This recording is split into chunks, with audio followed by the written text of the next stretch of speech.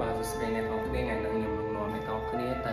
អាមទីជួបមួយកន្លែងដែលខ្ញុំអាសាទៅហើយមានចិត្តបំផុតដែលខ្ញុំរស់នៅអញ្ចឹងណាហើយអាវថ្ងៃនេះដែរគឺសិតតែរបស់សំខាន់ដែលជួបយើងណាលើកលែងតែមួយទៅកតាពេលនេះតែខ្ញុំអត់លុយច្រើនដោយសារអីអ្នកនរគ្នាដោយសារតែខ្ញុំតែខ្ញុំមិនចេះតែតែងទេខ្ញុំមើលដែរដូចថាអាវនេះជើង brand Fila ឬក៏ Khao អញ្ចឹងខ្ញុំមើលតែសមនឹងខ្ញុំហើយរបស់របៀបថាមាន brand មាន mark អីមិនតែអញ្ចឹងខ្ញុំទៅអ្នកនរគ្នារូបរាងខ្ញុំអត់សូវរើសកៅឲ្យដាក់កៅអីក៏សមដែរតែមុខវាមិនសូវបានតែជាងរៀងខ្ពស់ដែរអញ្ចឹងទៅដាក់កៅអីក៏សមដែរហើយបបប៉ះសុខាហានទៀតរត់តែសមសល់លុយហើយបើកៅស្អាតស្អាតអស់ហើយឥឡូវយើងទៅមើលទាំងអស់គ្នាថាកន្លែងកៅហ្នឹងវាមិនដែរអញ្ចឹងណា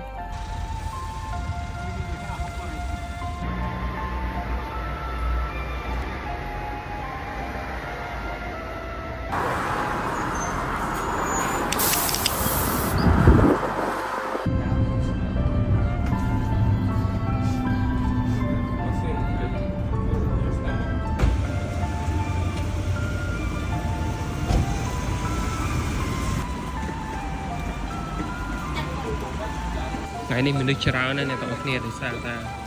ថ្ងៃនេះថ្ងៃសៅរ៍ហើយថ្ងៃច័ន្ទជាពុទ្ធហើយបុណ្យជួសបបុណ្យភ្ជុំគេ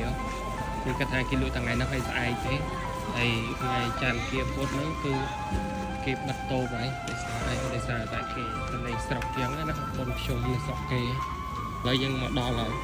កន្លែងនេះកាល2000អីចឹងទាំង1000នេះហើយចូលទៅអស់គ្នា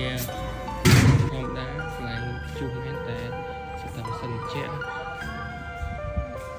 សិនជាត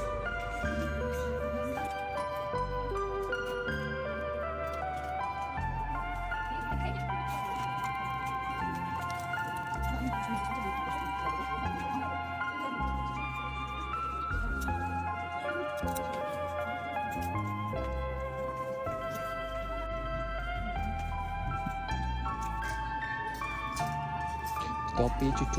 រើបានមួយម៉ាក់ឆាំពីនស្អាតមួយទៅ